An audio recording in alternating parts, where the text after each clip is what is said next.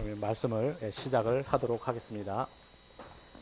저희들 오늘 볼 말씀 먼저 우리가 창세기 2장 8절부터 14절 부분 저희들이 먼저 한번 같이 읽고 저희들 보도록 하겠습니다.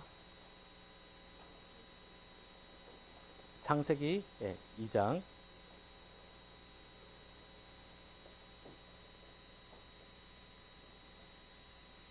8절부터 14절 부분 먼저 보겠습니다. 여러분 다 펴셨으면 저희들 한번 교독을 한번 하도록 하겠습니다. 저 먼저 읽겠습니다.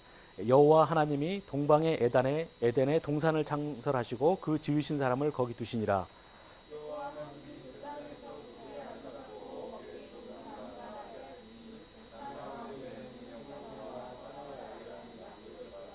강이 에덴에서 흘러나와 동산을 적시고 거기서부터 갈라져 내 근원이 되었으니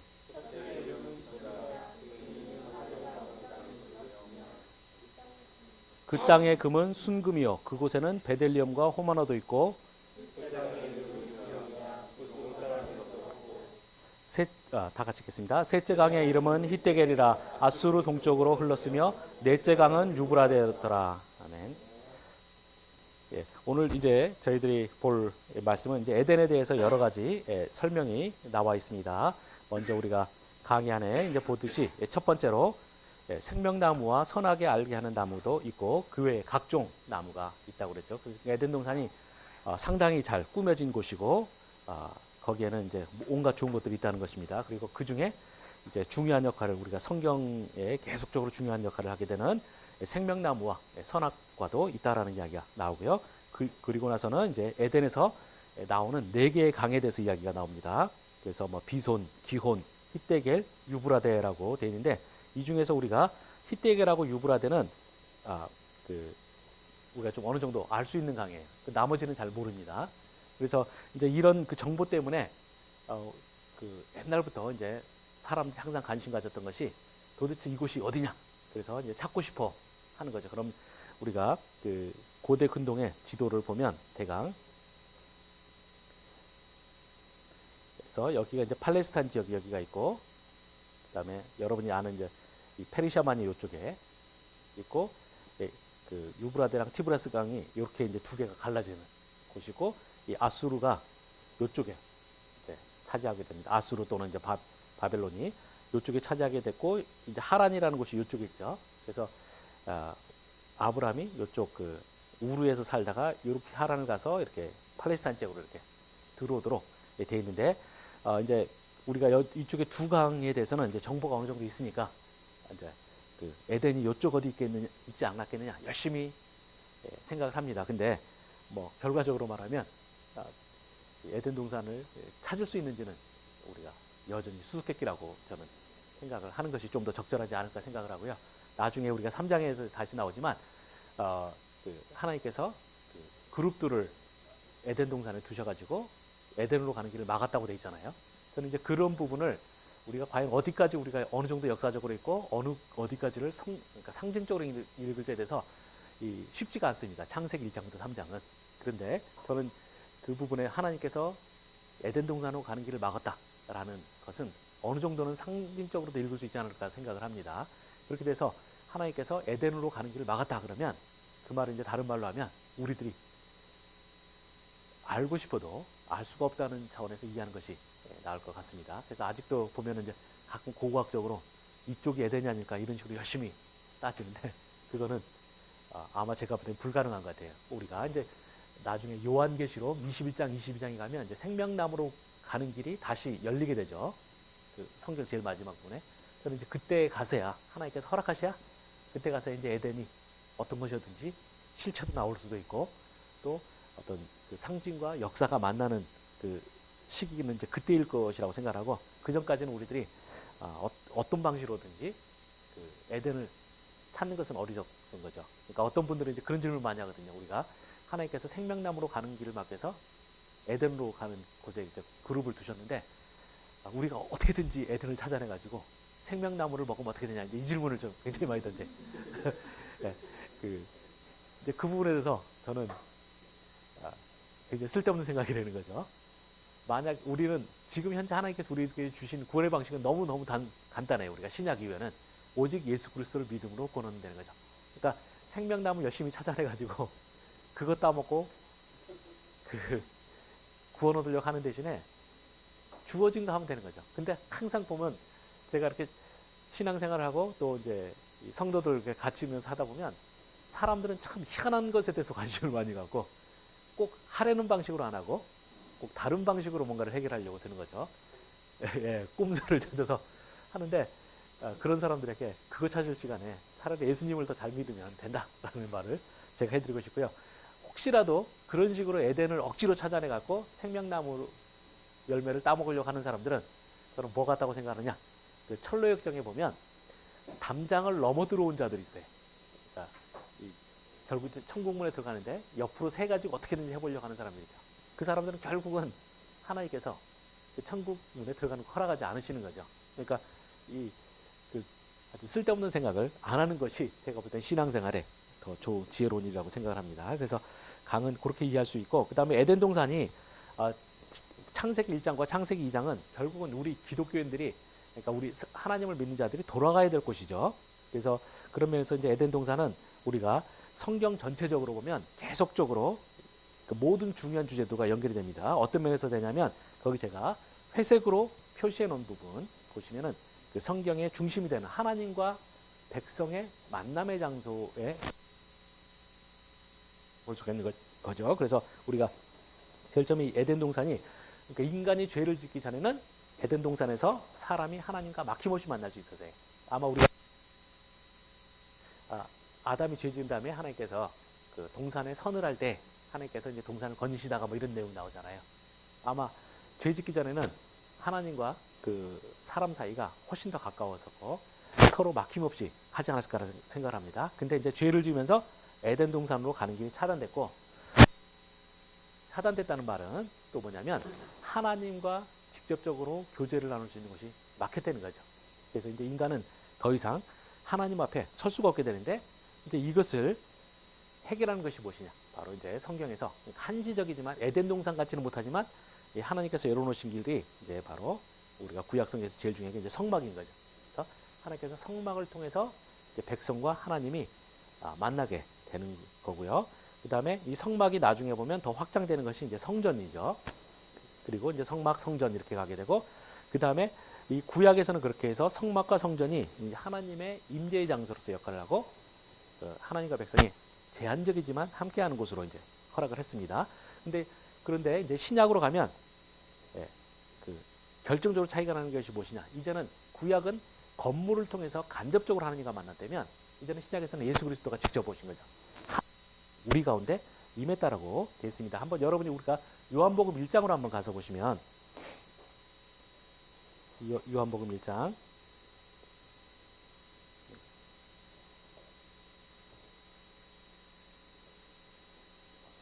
예, 1장 14절에 가서 보시면 뭐 우리가 많이 아는 구절이죠. 요한복음 1장 14절. 거기 보시면 말씀이 육신이 되어 우리 가운데 거하심에 우리가 그의 영광을 보니 아버지의 독생자의 영광이요 그의 은혜와 진리가 충만하더라라고 되어 있습니다. 거기서 말씀이 육신이 되어 우리 가운데 거하심에라고 했을 때 거하다라는 것이 이제 우리만 했어요. 근데 원래 헬라어 성경으로 쓰면 뭐냐면 이 거하심이라는 단어가 그냥 사람이 살다라는 개념이 아니에요. 뭐 영어로 하면 dwell이라는 표현 쓰죠.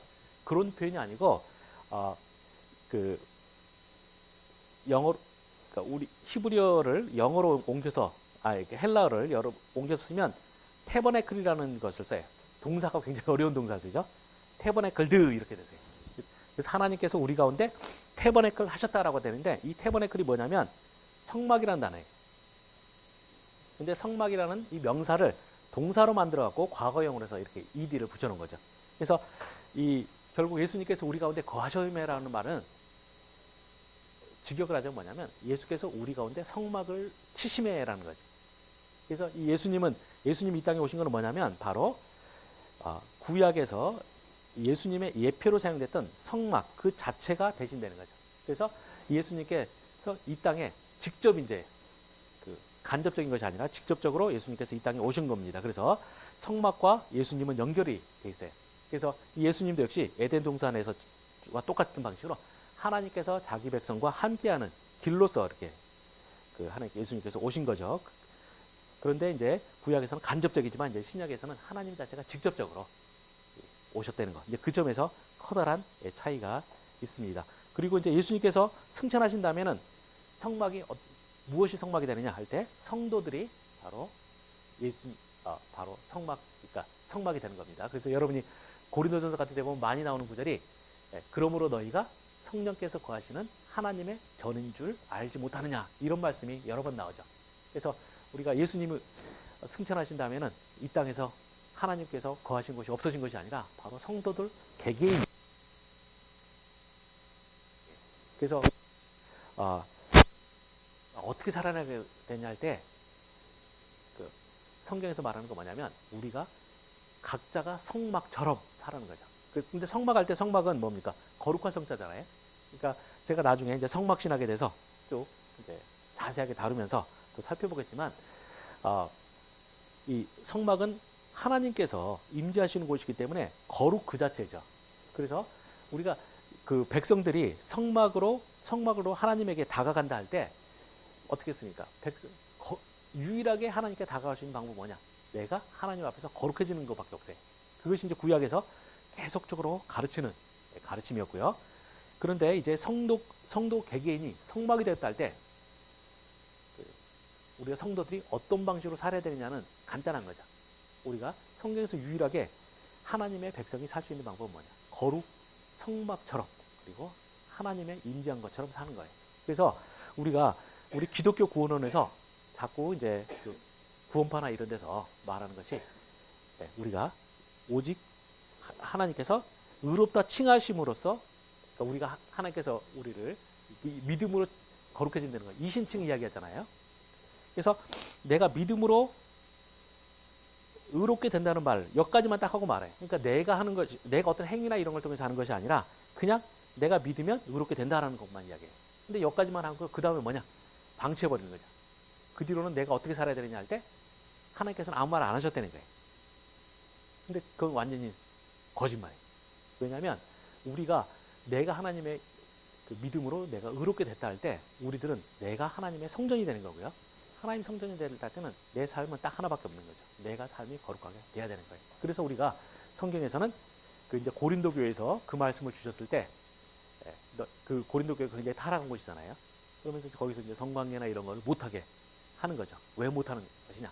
바로 성관계를 하는 것은 자기 몸에 죄를 짓는 것인 거죠. 그러면 내 몸이 성전인데 내 몸 안에 죄가 있으면 어떻게 되겠습니까? 이거는 굉장히 위험하게 되는 겁니다. 그 에스겔서 여러 8장부터 11장에 보면 제가 이 부분은 나중에 제가 성막 실어가면서 더 자세히 볼 건데 에스겔서 8장부터 11장에 보면 어떤 일이 벌어지냐면요. 하나님의 여호와의 영광이 하나님의 임재의 상징인 여호와의 영광이 다들 열심히 보시니까 제가 한번 봐야겠는데 그냥 넘어가려 했는데 화장지 좀 에스겔서 8장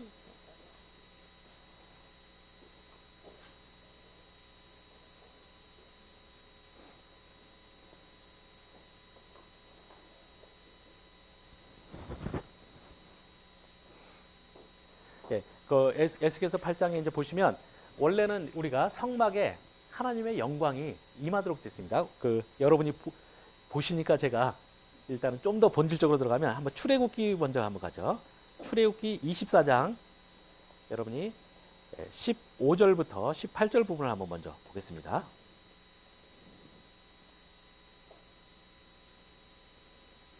출애굽기 24장 출애굽기 24장 15절부터 18절 부분인데 여러분이 한번 그 15절부터 한번 제가 읽어보면 이렇습니다. 화면에 보셔도 되겠습니다. 모세가 산에 오르매 구름이 산을 가리며 그 다음에 16절에 보시면 여호와의 영광이라고 나오죠. 그래서 이 여호와의 영광이 시내 산 위에 머무르고 구름이 6 동안 산을 가리더니 뭐 이렇게 쭉 나옵니다. 그리고 17절에 가서 역시 산 위에 여호와의 영광이 이스라엘 자손의 눈에 맹렬한 불같이 보였고라고 되어 있어요. 그래서 이제 시내산 언약을 맺을 때 하나님께서 당신께서 시내산 위에 임재하고 계시는 걸 뭘로 보여주냐? 여호와의 영광이라는 것으로 통해서 하나님께서 보여주세요. 근데 이렇게 하다가 이제 하나님께서 이제 성막이 완성된 다음에 이 영광이 어디로 가냐면 성경 출애굽기 40장 34절에서 35절을 한번 가서 보시면, 출애굽기 40장 34절에서 35절에 가시면 이렇게 됩니다. 이 부분은 제 박사 논문이기 때문에 제가 뭐 그래도 세상에서 제일 잘하는 사람 중에 하나라고 감히 말할 수 있는 대목이죠. 출애굽기 40장 34절 35절에 보시면 이렇게 나와 있습니다. 구름이 회막에 덮이고 여호와의 영광이 성막에 충만하며 모세가 회막에 들어갈 수 없었으니 이는 구름이 회막에 덮이고 여호와의 영광이 성막에 충만함이었으며, 이렇게 나옵니다. 그러니까 어떤 그림이 이루어지는 거냐면, 시내산 언약을 할 때 이렇게 하나님께서 시내산 위에 있고 이스라엘 백성들은 이제 그 산 아래에 있는 이스라엘의 진영 속에서 이렇게 있었습니다. 그래서 하나님께서 이렇게 시내산 위에 이렇게 빛나는 모습으로 이렇게 돼 있습니다. 마치 불처럼, 타는 불처럼 이렇게 계세요. 그러다가 하나님께서 이제 시내산 언약 완성하시고 그 다음에 성막을 짓도록, 이제 언약의 기초에서 성막을 이렇게 짓도록 하시는 거죠. 그러고 나서 성막이 완성됐을 때, 출애굽기 요게 24장 이야기고, 성막이 완성됐을 때 바로 여호와의 영광이 성막으로 옮겨가게 됩니다. 그 내용이 바로 이제 방금 전에 읽었던 거고요. 그때 34절 35절 다시 한번 보시면 이렇게 돼 있죠. 구름이 회막에 덮이고 여호와의 영광이 성막에 충만하며 모세가 회막에 들어갈 수 없었으니 이는 구름이 회막에 덮이고 여호와의 영광이 성막에 충만함이었으며라고 되어 있는 거죠. 그러니까 이 하나님의 그 영광이 성막에 임했을 때 너무나 하나님의 영광이 강렬하게, 하나님 임재가 강렬하니까 어떻게 되냐, 모세마저도 하나님의 존존으로 들어갈 수가 없어요, 성막에. 그러니까 굉장히 강렬하게 하나님께서 임했던 것이죠.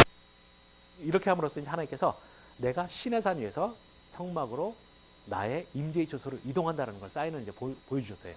그래서 이제 그 이후로 성막에는 이제 여호와의 영광은 항상 하나님의 임재의 상징이고요.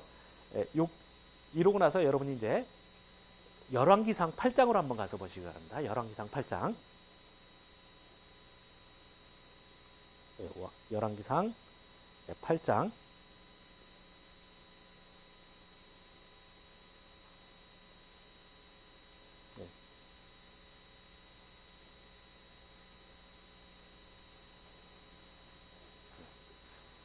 열왕기상 8장 10절부터 11절을 한번 보시면 이렇게 되어 있습니다. 솔로몬 성전이 완성됐을 때 이제 나오는 내용이죠. 아까 봤던 출애굽기 40장이랑 굉장히 비슷한 내용이 나오는 거죠. 10절 11절 보면 이렇게 되어 있습니다.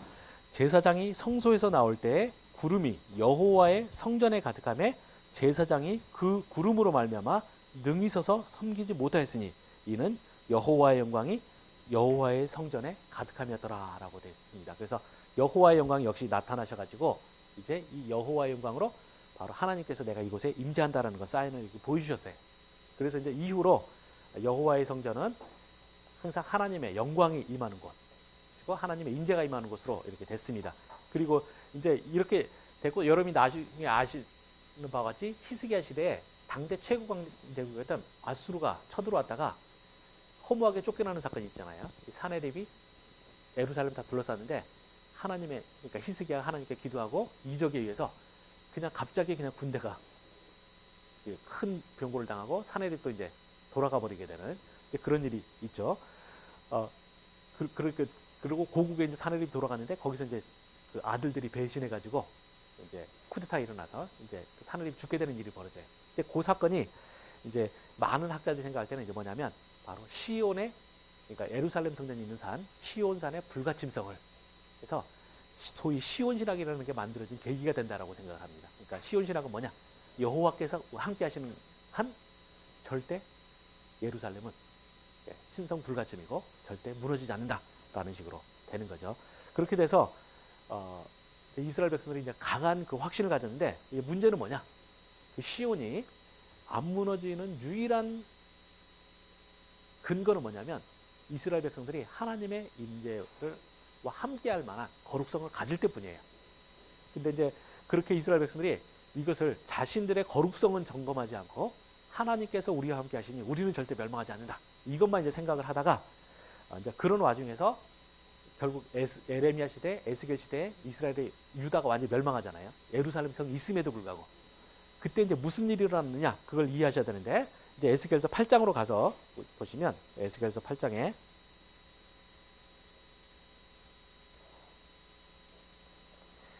8장 3절에서 보시면 이런 내용이 나오죠.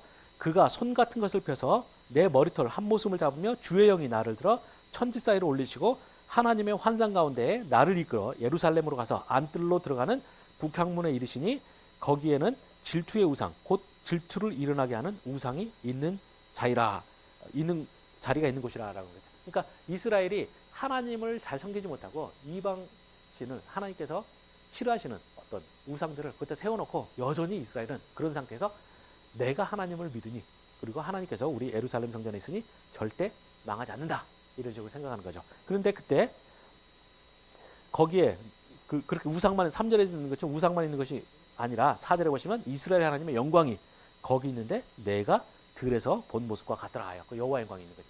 우리가 우상과 과연 하나님의 영광이 같이 있을 수 있느냐? 답은 같이 있을 수 없어요. 아마 하나님께서 택하실 수 있는 방법이 여러 가지가 있을 텐데 그 중에 하나는 우상을 파괴버리시는 방법이 있을 수가 있을 거예요. 또 하나는 하나님께서 그걸 떠나시는 그 방법이 있겠죠. 이제 하나님께서 택하신 것은 에스겔서에서는 하나님께서 떠나시는 길을 이제 보여줍니다. 그래서 여러분이 이 8장부터 쭉 이제 그 에스겔서 8장부터 이렇게 보시면은 그 여호와의 성전이 여호와의 영광이 점점 옮겨가는 모습을 우리가 볼 수가 있습니다. 그래서 여러분이 한번 성경에 보시면은 한번 그 9장에 9장 3절로 한번 가서 보시기 바랍니다. 9장 3절.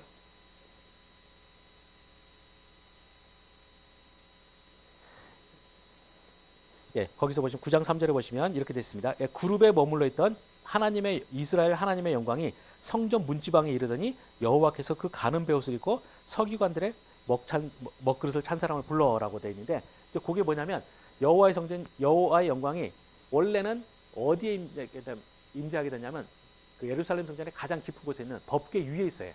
근데 여기서 보시면 여호와의 영광이 점점 이동하는 거예요. 그래서 그 법궤에서 떠올라갖고 지금 성전에서 밖으로 나가는 모습을 우리가 볼 수가 있습니다. 그래서 성전 문지방이 이제 거기에 있고요. 그러다가 이제 점점 움직입니다. 10장 4절로 한번 가서 보시면 10장 4절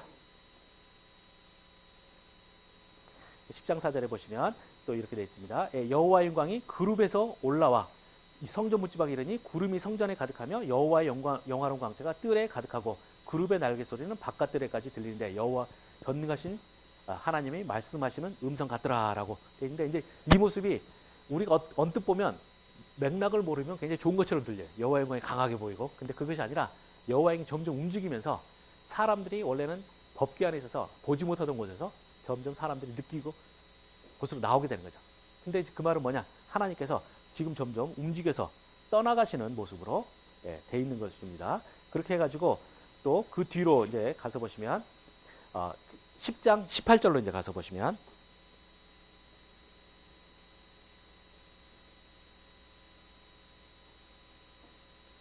18절 19절 거기 보시면 이렇게 됐습니다. 여호와의 영광이 성전 문지방을 떠나 그룹들에 머무르니 그룹들이 날개를 들고 내 눈앞에 땅에서 올라가는데 그들이 나갈 때 바퀴도 그 곁으로 함께 올라가더라. 그들이 여호와의 전으로 들어가는 동문에 머물렀고 이스라엘의 하나님의 영광이 그 위에 덮였더라. 해서 지금 이제 성전 문지방에 있다가 지금 뭡니까? 이제 성전으로 들어가는 이제 동문 쪽으로 그러니까 점점 바깥 경계선으로 이제 나가게 되는 거죠. 그래서 하나님이 점점 이제 움직여 나가는 모습으로 되어 있습니다. 그러다가 이제 11장 22절 23절로 가서 보시면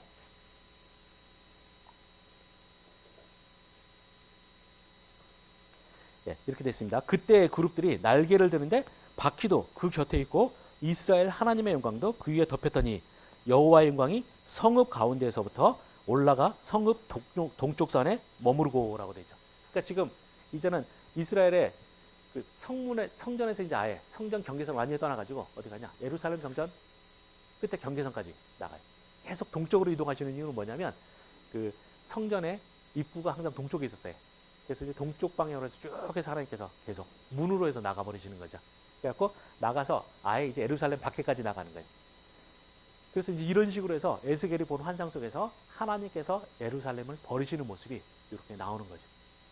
그래서 그렇게 함으로써 이제 어떻게 되느냐? 하나님께서 떠나버리셨으니까 하나님이 떠나버린 성전과 그 예루살렘 성은 뭡니까? 그냥 물리적인 그냥 어떤 건물일 뿐이에요. 아무 의미가 없는 거죠. 그래서 우리가 그 상황에서 이제 나중에 바벨론 군대가 와가지고 예루살렘 성전을 공격할 수가 있고 또 성전도 다 훔쳐갈 수가 있는 거죠. 왜 도대체 우리가 성전이 털릴 때 우리는 그렇게 생각할 수 있어요. 그렇게 권능 있는 분이시려면 왜 성전을 감히 이방 군대가 차지할 수 있느냐? 답은 간단한 거죠. 하나님께서 성전이 의미가 있을 때는 하나님께서 있으실 때만이고 하나님이 없는 성전은 아무 의미가 없는 거예요. 그냥 껍질일 뿐이에요. 우리가 이 점에 대해서 분명히 이해를 하실 필요가 있고 이제 이 점은 나중에 여러분들이 우리가 성막 신학을 보시면은 아실 수가 있는데 성막에 대해서 성막이 아무리 휘황찬란하고 위험한 것이라 할지라도 여전히 그것은 그 자체로는 물리적인 건물일 뿐이에요. 그 자체로는 아무 의미가 없는 것이고 그것이 정말 의미가 있으려면 어떻게 되느냐? 바로 하나님께서 그곳에 계셔야만 되는 거죠. 그래서 우리 한번 저기 출애굽기 40장을 한번 잠깐만.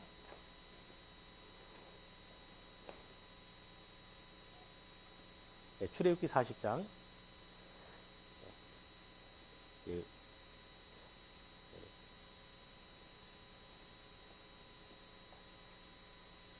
출애굽기 40장 9절부터 한번 보시면은요. 출애굽기 40장 9절부터 15절까지 한번 출애굽기 40장 9절부터 15절까지 한번 저희들이 한번 교독을 한번 해보겠습니다. 저 먼저 읽겠습니다. 또 관유를 가져다가 성막과 그 안에 있는 모든 것을 발라 그것과 그 모든 기구를 거룩하게 하라. 그것이 거룩하리라.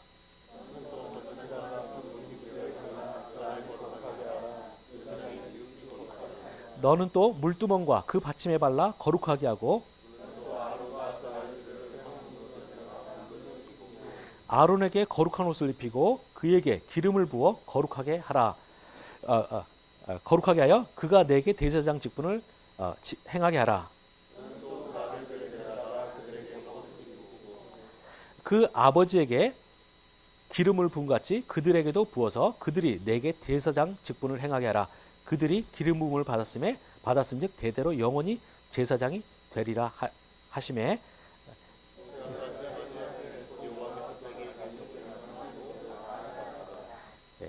제가 말씀을 잘못 들었는데 여러분이 센스 있게 마지막 읽으셨네요. 거기서 보시면 저는 이게 굉장히 중요한 거라는 거죠. 우리가 출애굽기 25장부터 40장까지 성막 건설에 대해서 굉장히 장황한 이야기가 쭉 진행이 돼요.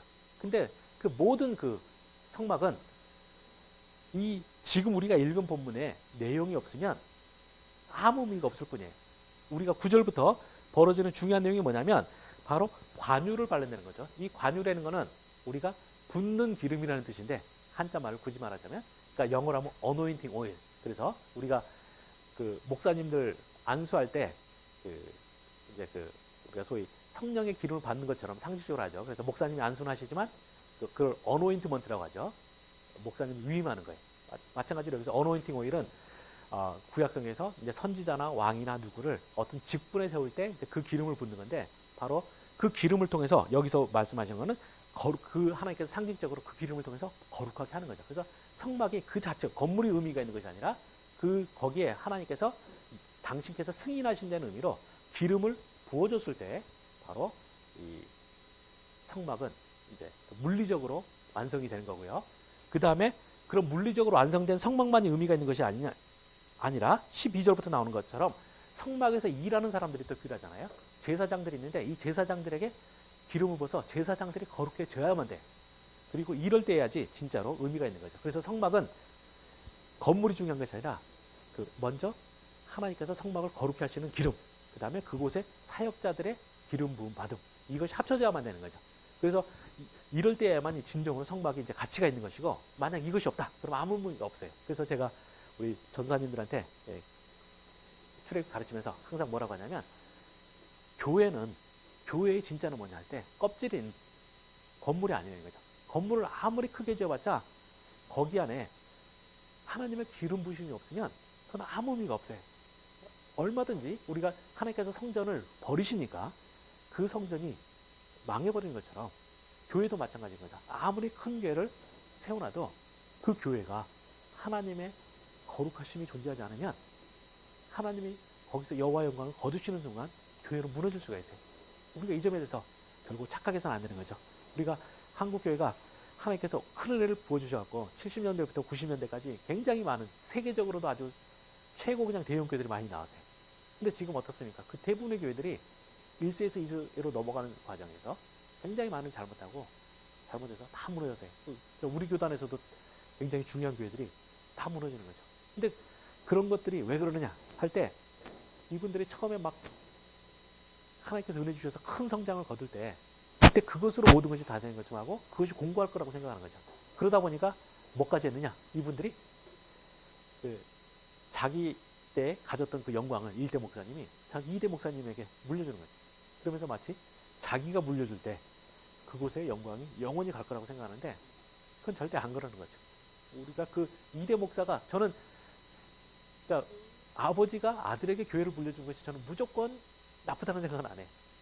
근데 단지 뭐냐, 2대 목사님이 그렇게 하려면 모든 교인들이 인정하기에 2대 목사님에게 하나님께서 은혜를 베푸셨다라는, 그리고 모든 사람이 정말 이분이 아버지보다 더 하나님께 더 붙들려고 종이 된다 할 때, 그런 분이시라면, 그리고 모든 교인들이, 그리고 하나님이 인정하시고 모든 교인이 인정한다면, 저는 그때 그 2대 분이 자격을 얻어서 하는 것 자체를 막는 것 자체도 그냥 어리석다고 생각을 해요.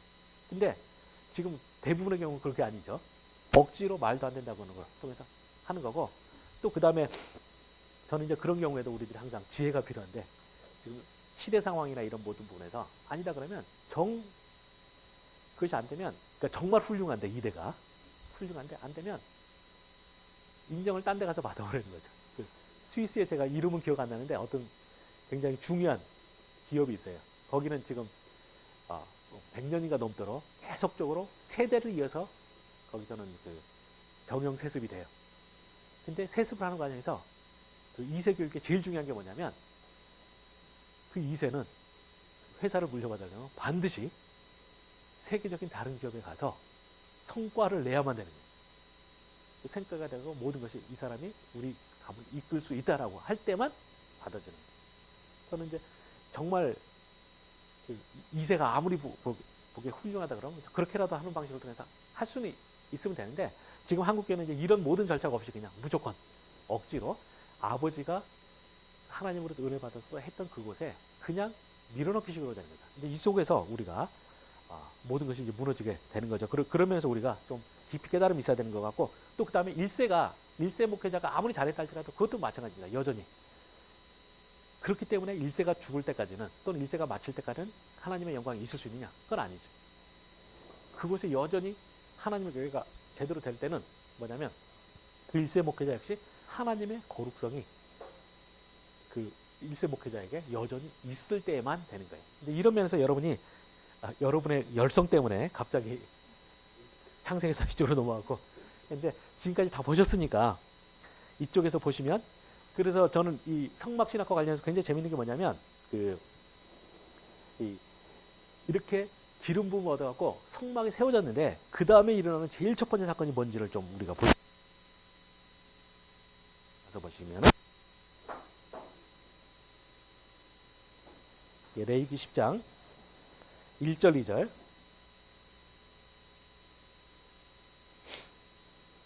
레위기 10장 1절 2절 가서 보시면 이렇게 돼 있죠. 아론의 아들 나답과 아비후가 각기 향로를 가져다가 여호와께서 명령하시지 아니하신 다른 불을 담아 여호와 앞에 분향하였더니 불이 여호와 앞에서 나와 그들을 삼키매 그들이 여호와 앞에서 죽은지라 하는 거예요. 이 사건이 아까 봤던 출애굽기 40장에서 이스라엘 백성 그 세운 이야기 했잖아요. 그리고 나서 그 맥락상 이스라엘 백성들이 그 제사장이 하는 제일 첫 번째 사역하는 날이에요. 그래서 제사장 되고 첫 번째 사역날 무슨 일이 벌어지냐? 제사장이 죽는 사건이 벌어집니다. 그러니까 근데 왜 죽었느냐 하면 거기 1절 하반절에 보시면 여호와께서 명령하시지 아니하신 다른 불을 담아 여호와 앞에 분향하였더니, 바로 이 성막에서 하나님의 거룩성의 상징으로서 그 성막에 있는 모든 제사들은 굉장히 엄격한 절차를 통해서 벌어지게 돼 있고, 그 모든 절차는 하나님께서 허락하신 것만 허용되는 거죠. 근데 그곳에 제사장이 하나님께서 허락하시지 않은, 제일 첫 번째 자리에서 허락하시지 않은 일을 했을 때 바로 거기서 죽는 것으로 시작이 돼요. 저는 이 부분이 굉장히 상징적인 사건이라는 거예요. 우리가 정말로 교회는 어떤 곳이냐 할 때, 우리는 지금은 21세기 우리 교회는 20세기, 21세기를 지나면서 우리는 저 기독교가 제일 역사상 가장 타락한 형태의 교회가 자꾸 나타나는데, 그 이유는 뭐냐 할 때, 우리는 너무 하나님의 거룩이라는 것에 대해서 개념이 없어요. 그래서 그냥 뭐 하나님은 사랑이시라는 것만 생각하는 거죠. 근데 결국 그렇지 않다는 거죠. 우리가 이건 하나님이 사랑이 없으셔서가 아니라 더 단지 하나님의 본질이 저 깊숙한 곳에, 하나님이 가장 깊숙한 곳에 가는 가장 중요한 본질은 거룩이에요.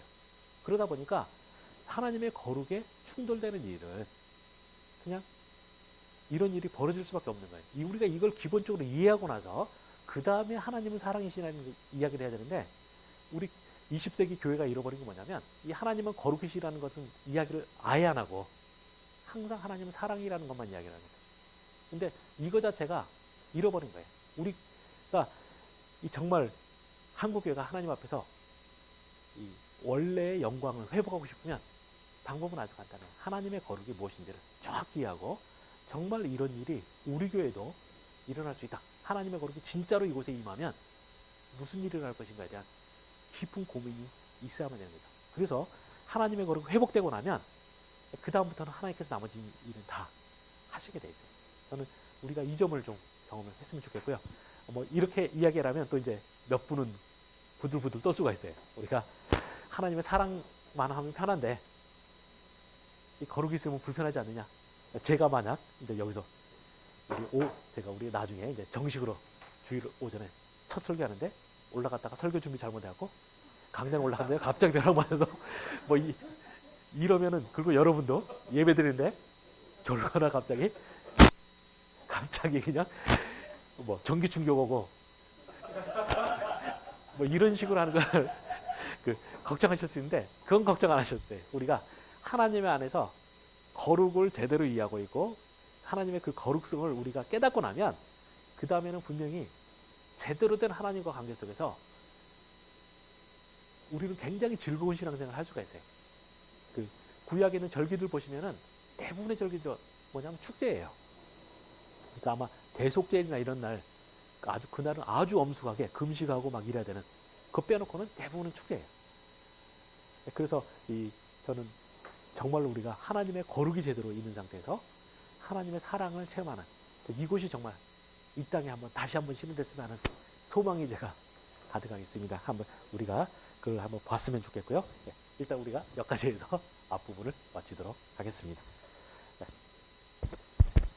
아니, 저는 예상 못했는데 갑자기 여러분들이 안 보고 넘어가려고 했는데